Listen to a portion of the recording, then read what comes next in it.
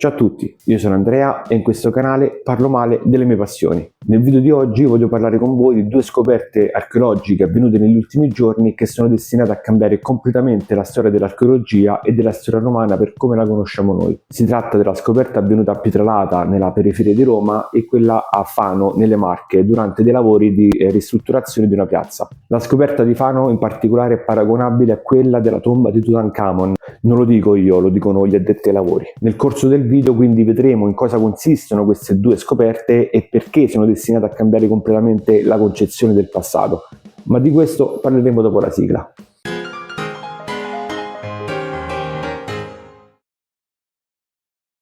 Bene, iniziamo con Pietralata. La scoperta è venuta durante gli scavi preventivi iniziati... La scoperta è venuta durante degli scavi promossi nel 2022 dalla Sovrintendenza Speciale di Roma su un'area di 4 ettari nell'ambito della cosiddetta archeologia preventiva, vale a dire un insieme di indagini archeologiche che vengono svolte prima di procedere alla costruzione di edifici o di infrastrutture. In altre parole, sono lavori che servono a tutelare il patrimonio archeologico ed evitare che venga devastato da opere di urbanistica. In questa zona era prevista la costruzione di nuovi edifici per un totale di 21.000 m2, di cui 17.000 per edifici residenziali. La direttrice dei lavori, Daniela Porro, ha sottolineato come i lavori di questo tipo siano molto importanti perché le periferie romane sono poco conosciute dal punto di vista archeologico. Una scoperta di questo tipo fa capire ulteriormente in che modo era strutturata l'urbe 2000 anni fa. Prima di questa scoperta Pietralata era considerata marginale da un punto di vista archeologico ed era vista come una delle tante zone agricole che circondavano Roma. Era una zona attraversata da percorsi secondari che collegavano Roma con la campagna circostante e con la via Tiburtina, una delle grandi arterie dell'Italia romana. Si era sicuramente a conoscenza della presenza di ville rustiche o di attività produttive varie, infatti parliamo di una zona agricola ai tempi. Questa scoperta dimostra che Pietralata non era uno spazio vuoto, anzi era uno spazio perfettamente integrato nella Roma repubblicana prima e imperiale poi. Ma vediamo nel dettaglio di cosa si tratta. Il sito era attraversato da una rete viaria molto articolata e composta da due strade principali, una di terra battuta lungo via di Pietralata appunto e una di tufo lungo la via Feronia. Le prime attestazioni di questa via risalgono al III secolo a.C. e sono ancora visibili i solchi lasciati dall'uso continuo dei carri, quindi significa che la strada era molto percorsa. Si pensa che questa strada sia stata abbandonata tra il secondo e il III secolo d.C., come testimoniato dalla presenza delle tombe lungo tutta la via. È ormai noto infatti come nell'antica Roma fosse vietato seppellire i morti all'interno della città e la legge imponeva di farlo di fuori, quindi lungo le strade, soprattutto quelle principali. Questa scelta non aveva motivazioni di ambito sanitario o legale, o almeno non solo. Le tombe poste lungo le strade servivano a tenere viva la memoria del defunto. Attraversare una strada nell'antica Roma significava anche attraversare un percorso fatto di immagini, statue e memoria soprattutto. Ed è quello che accade a Pietralata. Sono state trovate due tombe, entrambi databili in un periodo che vanno dal IV al III secolo a.C.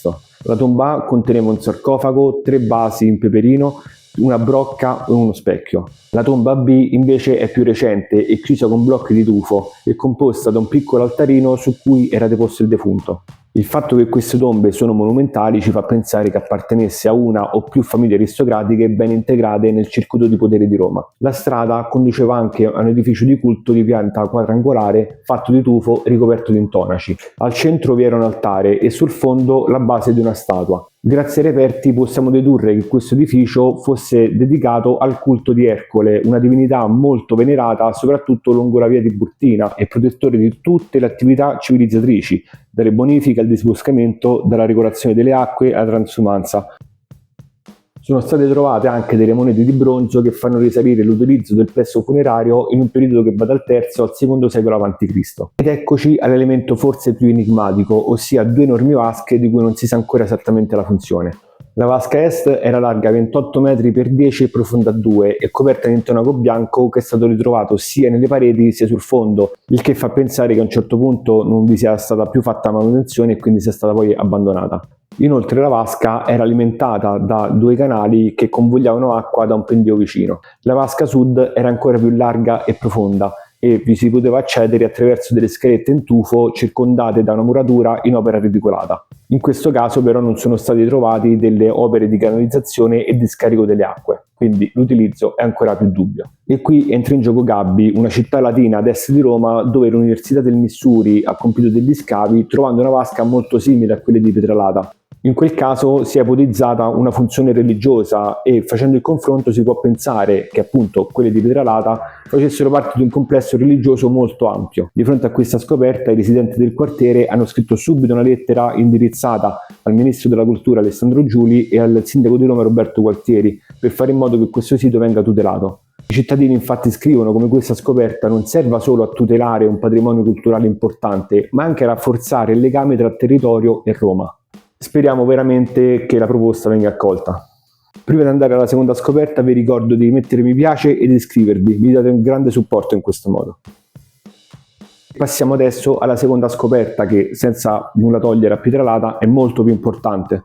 Parliamo della Basilica di Vitruvio, che gli archeologi cercavano da 500 anni e che finalmente sembra essere giunta fino a noi. Infatti nel Rinascimento era esplosa la passione per l'architettura romana. Pensiamo ad esempio all'Uomo Vitruviano di Leonardo da Vinci, che rappresenta perfettamente l'armonia e la simmetria delle forme.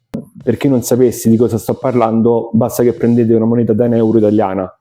Non questo lato, l'altro. Ecco, esatto.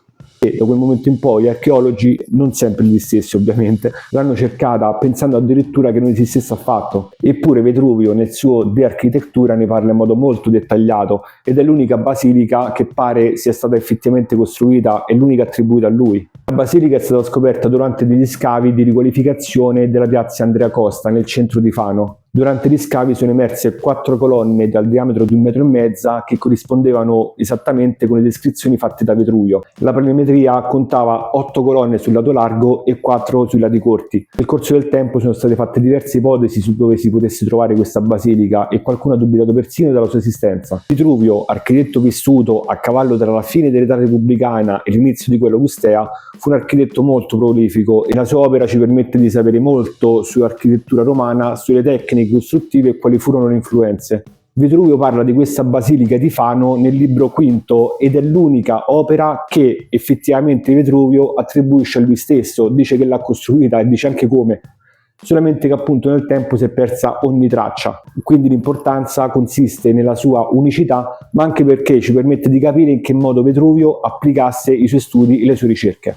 Quando sentiamo parlare di basilica pensiamo subito a qualcosa di religioso, ma non è questo il caso. La basilica di Fano, in linea con il foro di tante altre città come quella di Roma appunto, serviva per attività civili, quindi mercati e attività dei tribunali.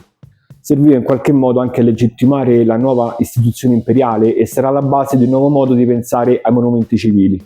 Queste 2 scoperte le ritengo fondamentali, soprattutto appunto la seconda, perché è un punto di svolta. Gli addetti ai lavori parlano addirittura di una scoperta destinata a cambiare i libri di storia, come la scoperta della tomba di Tutankhamon, perché la scoperta di questa basilica, come vi dicevo prima, servirà a capire esattamente come veniva ragionata l'architettura nell'epoca imperiale. E poi appunto rappresenta un unicum perché è l'unica struttura che Vitruvio dice di aver effettivamente costruito. Però in entrambi i casi ci sarà ancora da aspettare per ulteriori studi perché la scoperta è stata fatta solo ora e si possono fare solo ipotesi anche se ci sono molte certezze a riguardo. Non ci resta che aspettare, questa era giusto una notizia di cronaca che volevo condividere con voi. Quindi nei commenti ditemi cosa ne pensate, cosa vi piace di questa scoperta, se la ritenete importante, insomma fatevi sentire. Inoltre lasciate un mi piace ed iscrivetevi per far vedere che i miei contenuti vi piacciono, per favore. Noi ci vediamo per un prossimo video, sto pensando a nuove rubriche carine, carucce per farvele vedere, ma aspettate qualche settimana e arriva tutto quanto. Io non ho altro da dire, quindi vi do appuntamento direttamente al prossimo video. Ciao a tutti!